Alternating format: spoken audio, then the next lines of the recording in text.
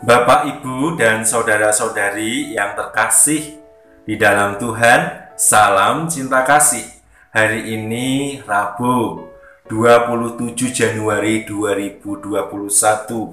Bacaan Injil yang akan kita dengarkan diambil dari Injil Markus bab 4 ayat 1 sampai 20. Marilah kita mempersiapkan hati kita untuk mendengarkan sabda Tuhan. Tuhan sertamu, dan sertamu juga. Inilah Injil Yesus Kristus menurut Santo Markus. Dimuliakanlah Tuhan. Pada suatu hari Yesus mengajar di tepi danau Galilea. Maka datanglah orang yang sangat besar jumlahnya mengerumuni dia, sehingga ia terpaksa naik ke sebuah perahu yang sedang berlabuh, lalu duduk di situ. Sedangkan semua orang banyak itu ada di darat, di tepi danau itu. Dan Yesus mengajarkan banyak hal kepada mereka dalam bentuk perumpamaan. Dalam ajarannya itu Yesus berkata kepada mereka, "Dengarlah, ada seorang penabur keluar untuk menabur. Pada waktu ia menabur, sebagian benih itu jatuh di pinggir jalan. Lalu datanglah burung dan memakannya sampai habis. Sebagian jatuh di tanah yang berbatu-batu, yang tidak banyak tanahnya. Lalu benih itu pun segera tumbuh karena tanahnya tipis. Tetapi sesudah matahari terbit, layulah ia dan menjadi kering karena tidak berakar. Sebagian lagi jatuh di tengah semak duri. Lalu makin besarlah semak itu dan menghimpitnya sampai mati, sehingga benih itu tidak berbuah.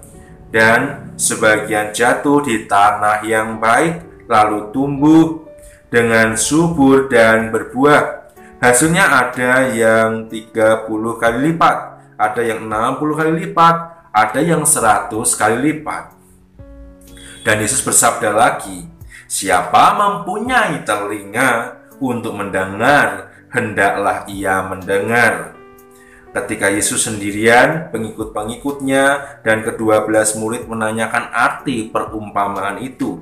Jawabnya, "Kepadamu telah diberikan rahasia kerajaan Allah, tapi kepada orang-orang luar segala sesuatu disampaikan dalam perumpamaan, supaya sekalipun melihat mereka tidak menangkap, sekalipun mendengar mereka tidak mengerti. Biar mereka jangan berbalik dan mendapat ampun." Lalu Yesus berkata kepada mereka, "Tidakkah kamu mengerti perumpamaan ini? Kalau demikian, bagaimana kamu dapat memahami semua perumpamaan yang lain?" Penabur itu menaburkan sabda.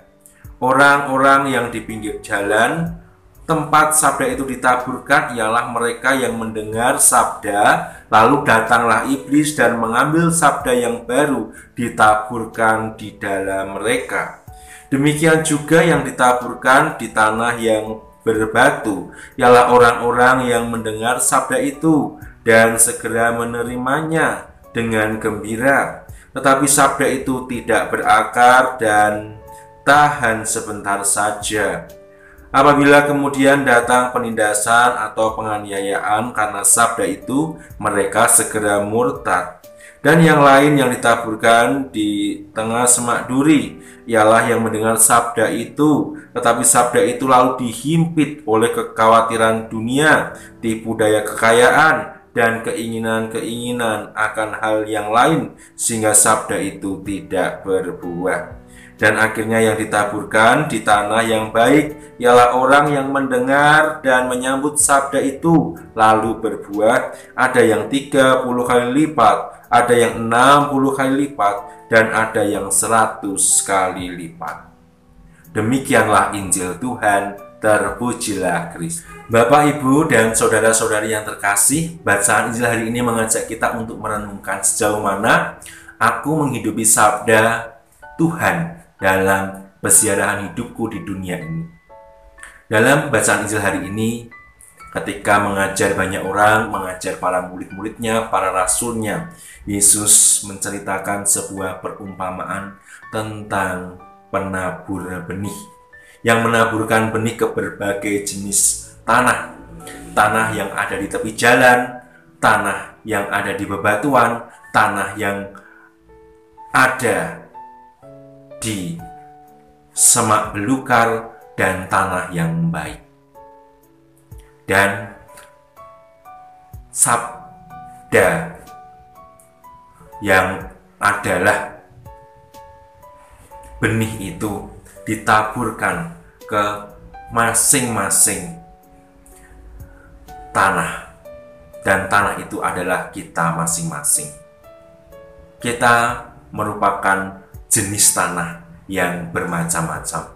Mungkin kita adalah tipe tanah yang pertama yang ada di tepi jalan, di mana ketika benih itu, sabda itu ditaburkan dalam kehidupan kita, sabda itu hanya kita dengar, kemudian sabda itu diambil oleh iblis, oleh setan, sehingga sabda itu tidak membekas sama sekali dalam benak kita, dalam hidup kita.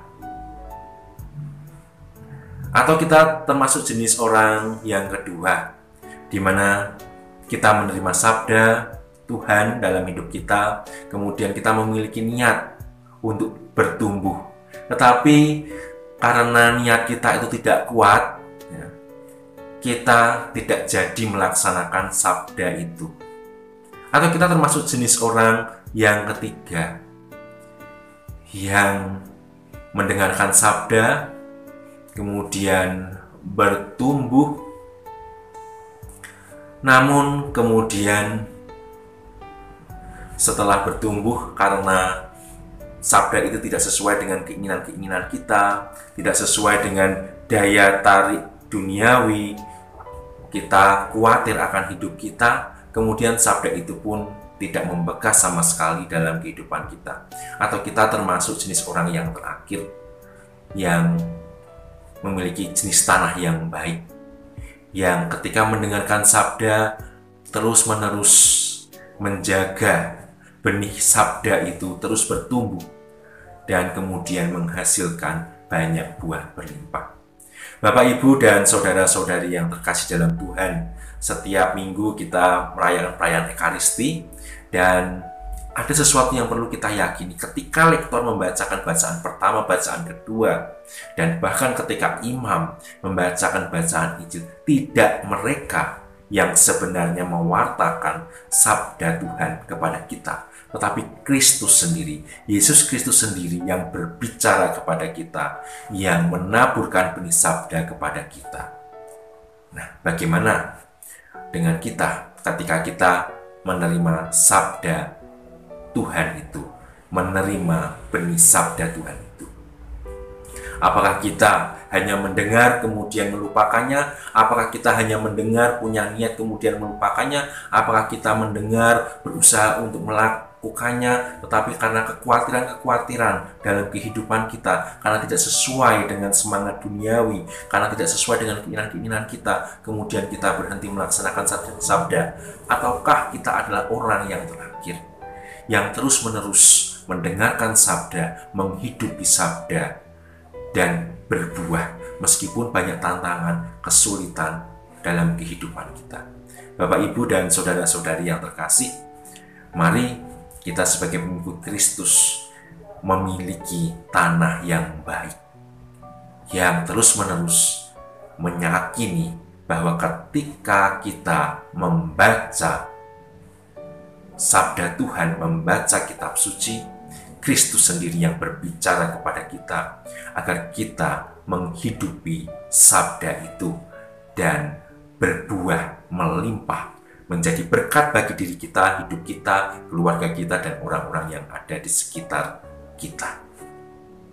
Bapak, Ibu, dan saudara-saudari yang terkasih, marilah menjadi pribadi yang memiliki tanah yang baik.